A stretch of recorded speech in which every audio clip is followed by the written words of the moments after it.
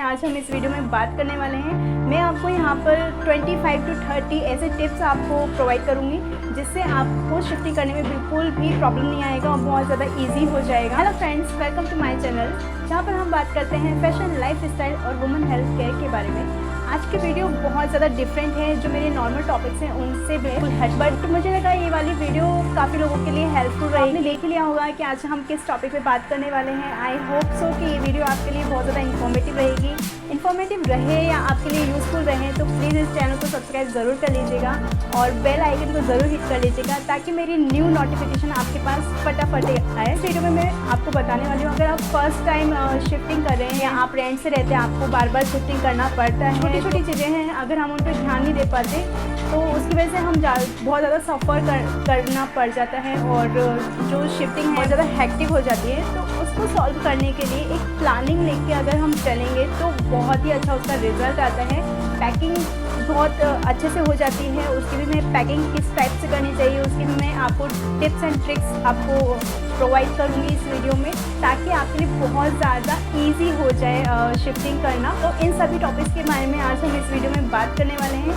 मैं आपको यहाँ पर 25 to 30 ऐसे टिप्स आपको प्रोवाइड करूँगी जिससे आपको शिफ्टिंग करने में बिल्कुल भी प्रॉब्लम नहीं आएगा और बहुत ज़्यादा इजी हो जाएगा। और शिफ्टिंग के बाद जब आप न्यू हाउस में पहुँचेंगे तो वहाँ पर आपको किस टाइप से अपना अनपैकिंग करना है और कैसे किस टाइप से आपको अनपैकिंग करना है वो भी मैं आपको बताऊंगी, ताकि वो भी बहुत इजी वे में हो जाएगा।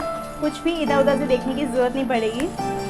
सॉरी गाइस, आपको अगर नॉइज़ आ रहा हो तो यहाँ पर कंस्ट्रक्शन वर्क चल रहा है जिसकी वजह से इतना ज़्यादा नॉइज़ आ रहा है, तो उसको बिल्कुल इग्नोर कीजिए। सबसे पहले आपको एक चेक लिस्ट बना लेनी चाहिए। कोई भी काम करने से पहले अगर हम उसकी प्लानिंग कर लेते हैं, एक लिस्ट हम तैयार कर लेते हैं, तो वो वर्क करना हमारे लिए बहुत ज़्यादा इजी हो जाता है। अगर आप पैकिंग करने के लिए अपने सामान को मूव करने के लिए किसी को हायर करते हैं तो फिर आपको वेबसाइट्स पे काफ़ी कंपनीज़ आपको मिल जाएंगी। पैकर्स एंड मूवर्स होते हैं और अलग अलग कंपनीज़ होती हैं, तो वो आते हैं और आपका सारा सामान, उनका जो कार्टून्स वगैरह रहते हैं उसमें वो खुद पैक करते हैं और वो सामान को मूव करा देते हैं आपको जहाँ पे भी जाना होता है वहाँ पर। तो वो भी आपके लिए बहुत इजी वे है। आप लाइक किचन का सामान हो गया या बड़े बड़े जो सामान हो गए, लाइक अलमीरा हो गया, सोफ़ा, टीवी, सब वो पैक कर देते हैं। बट अगर आप किसी को हायर नहीं करना चाहते, आप खुद से ही पैकिंग कर रहे हैं, लाइक छोटी सी डिस्टेंस पे ही आपको शिफ्टिंग करनी है, तो उसमें आपको किस तरह से पैकिंग करनी चाहिए वो भी मैं आपको इस वीडियो में बताऊँगा। गाइस, अभी जो सिचुएशन चल रही है उसके अकॉर्डिंग आप जो भी लेबर वगैरह को बुलाते हैं अपने सामान को मूव कराने के लिए, तो आपको मेक श्योर कीजिए आप जो वर्कर्स हैं उनके लिए सैनिटाइज़र, मास्क और हैंड ग्लव्स आप उनको प्रोवाइड कीजिए, ताकि आपकी जो शिफ्टिंग है बहुत इजी हो सके और किसी भी तरह की कोई प्रॉब्लम ना हो। सेकंड पॉइंट है, आपको पूरी एक लिस्ट बना लेनी है कि आपको क्या क्या सामान, आपके घर में क्या क्या सामान है, उसको किस टाइप से आपको पैकिंग करना है। इसमें थर्ड पॉइंट हमारा जो आता है वो जो भी आइटम ऐसा है जो शिफ्टिंग में आपको दूसरे घर में शिफ्ट नहीं करना है,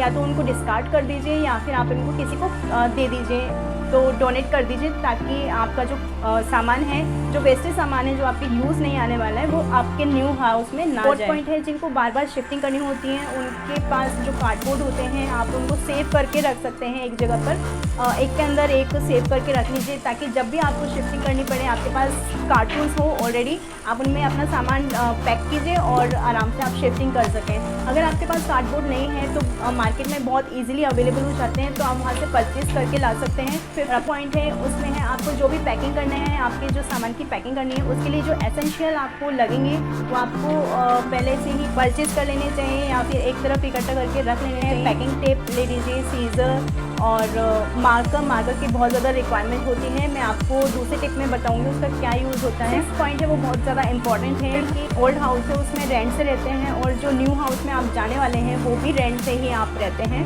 तो हमेशा मेक श्योर कीजिए कि जो खाली एरिया होता है, आपने सामान नहीं डाला है हाउस में, उससे पहले आप सारे घर की फ़ोटोज़ क्लिक कर लीजिए, ताकि इंश्योर हो जाए कि किस कंडीशन में आपने हाउस लिया था उसी कंडीशन में आप वापस कर रहे हैं। तो ये होता है किसी भी तरह का अगर डैमेज होता है तो वो क्लियर पता पड़ता है कि ओनर ने जब हमें हैंड ओवर किया था फ्लैट या फिर घर, तो उसी टाइम ये डैमेज ऑलरेडी था या बाद में हुआ है, तो उसकी क्लियरिटी रहती है, तो वो बहुत ज़्यादा इंपॉर्टेंट होता है, ये हमेशा करना चाहिए। पॉइंट है, अगर आप एक हाउस से दूसरे हाउस में शिफ्ट कर रहे हैं तो गैस एजेंसी में आपको जो एड्रेस है वो चेंज कराना ज़्यादा इंपॉर्टेंट हो जाता है, तो उसको बिल्कुल मत भूलिए। मिल्क वगैरह ऑनलाइन ऑर्डर होता है, न्यूज़पेपर ऑर्डर होता है, तो उनको भी आप एड्रेस चेंज करवा लीजिए जिस टाइम से जिस टाइम के बीच में आपको करवाना रहता है, तो वो बहुत ज़्यादा कन्वीनियंट हो जाता है। दूसरे हाउस में जैसे हम जाते हैं तो वहाँ पर वैसे ही सारी चीज़ें आना स्टार्ट हो जाती हैं। तो जो हमारे घर में टीवी होते हैं,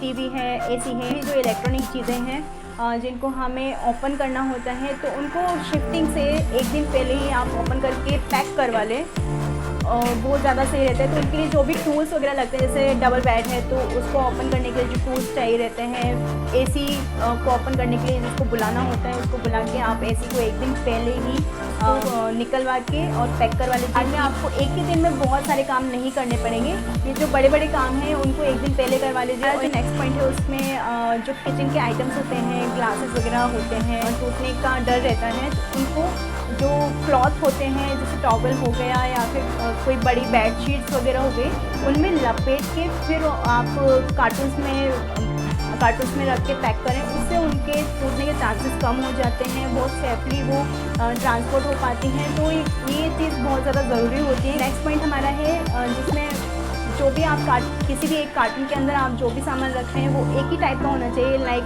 अगर आप उसमें किचन का आइटम रख रहे हैं तो पूरा उसमें किचन का आइटम ही होना चाहिए, एक तरह का पूरा किचन का आइटम होना चाहिए, और उसे आप मार्कर, जो मैंने आपको बताया था कि मार्कर होना चाहिए, तो पैकिंग करने के बाद आप उस कार्टून पे लिख दीजिए कि इस जो बॉक्स है उसके अंदर क्या है। लाइक जब आप न्यू हाउस में जाएंगे, आपको कुछ भी चीज़ की ज़रूरत हुई तो आप बॉक्स को ओपन करने की ज़रूरत नहीं पड़ेगी, आप ऊपर से ही आप पता लगा सकते हैं इस बॉक्स के अंदर क्या है, उसी अकॉर्डिंग आप बॉक्स को ओपन कर सकते हैं। इससे आपको पता चल जाता है कि हमें शिफ्टिंग करनी है, लाइक 2 दिन में या 3 दिन में हमें शिफ्ट होना है दूसरे हाउस में, या फिर 1 मंथ पहले भी आपको पता पड़ जाता है कि हमें शिफ्टिंग करनी है। तो आपका खाने पीने का या राशन का जो सामान है उसमें एक्स्ट्रा आप परचेस मत कीजिए।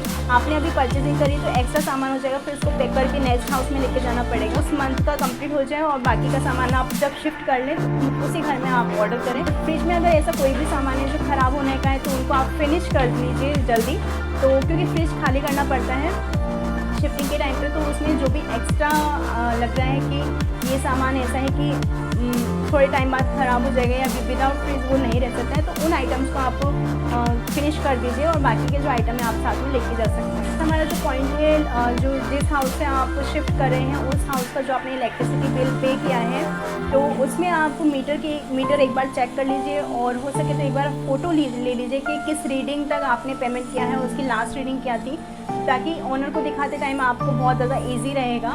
नेक्स्ट पॉइंट है कि कभी भी आप जब न्यू हाउस में पहुंच जाते हैं तो उसके बाद आपको तुरंत फ्रिज ऑन नहीं करना होता है कभी भी, क्योंकि जो फ्रिज है उसमें जो गैस होती है शिफ्टिंग की वजह से, ट्रैवलिंग की वजह से वो ऊपर नीचे होती है, तो उस टाइम पे फ्रिज कभी भी ओपन नहीं करना चाहिए। उसकी गैस को स्टेबल होने के बाद ही फ्रिज को ऑन करना चाहिए। तो आई थिंक जब शिफ्टिंग हो जाए कंप्लीट आपकी, उसके कम से कम 5-6 घंटे बाद ही आपको फ्रिज ऑन करना चाहिए। हम न्यू हाउस में शिफ्टिंग कर लिया है तो उसके बाद क्या होता है कि सारे क्लॉथ्स एक जगह पर हैं, तो वो सारे एक साथ ओपन करना पॉसिबल नहीं हो पाता है, बहुत ज़्यादा हेक्टिक हो जाता है, थके हुए रहते हैं।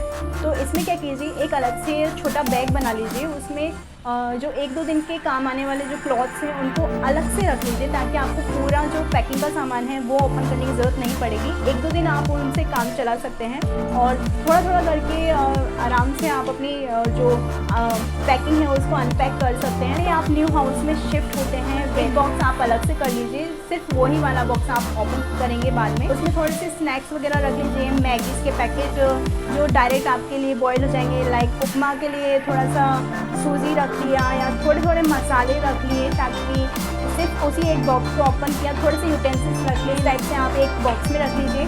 तो उससे क्या होगा कि आपको सारे बॉक्सेस ओपन नहीं करने पड़ेंगे। एक छोटा सा बॉक्स अगर आप ओपन करेंगे तो उसमें आपको खाने का काफ़ी अच्छा सामान मिल जाएगा, और आपको बाहर से ना तो ऑर्डर करना पड़ेगा ना ही बाहर जाना पड़ेगा खाने के लिए, और फिर 1-2 दिन में तो फिर आप अच्छे से अनपैकिंग कर ही लेंगे। तो ये स्टार्टिंग का ये जो पॉइंट्स हैं वो इम्पॉर्टेंट होते हैं, और जो क्लॉथ्स हैं उनको जो पैकिंग करना चाहिए वो हैंगर पे अगर लगे हुए हैं तो हैंगर के साथ ही आप पैक कर दें, ताकि जब आप न्यू हाउस में अनपैकिंग करेंगे तो वो हैंगर में ऑलरेडी लगे हुए रहेंगे, आपको ज़्यादा मेहनत नहीं करनी पड़ेगी। डायरेक्ट वो हैंगर के साथ आपने उठाया और वैसे ही आपने लगा दिया, तो आपका जो अनपैकिंग है उसका भी काफ़ी टाइम बच जाता है और बहुत ईजी वे में आपकी अनपैकिंग भी हो जाती है। और जो न्यू हाउस में आप शिफ्ट करने वाले हैं उसके पहले एटलीस्ट एक बार तो आप उसकी क्लीनिंग करवा लीजिए। जो भी धूल वगैरह होती है, डस्टिंग होती है, तो एक बार का क्लीन हो जाता है और फिर सामान जाता है तो उसको फिर अनपैकिंग करना इजी पड़ जाता है। और जो न्यू हाउस में आप शिफ्ट कर जाते हैं उसके बाद जो इलेक्ट्रिसिटी मीटर है उसका आप रीडिंग एक बार चेक कर लीजिए कि उसकी लास्ट रीडिंग क्या है। उसके बाद से ही आपको क्योंकि पेमेंट करना होता है बिल का, तो वो लास्ट रीडिंग आपको पता होना चाहिए, और हो सके तो एक बार उसका भी फ़ोटो ले लीजिए, ज़्यादा अच्छा रहता है।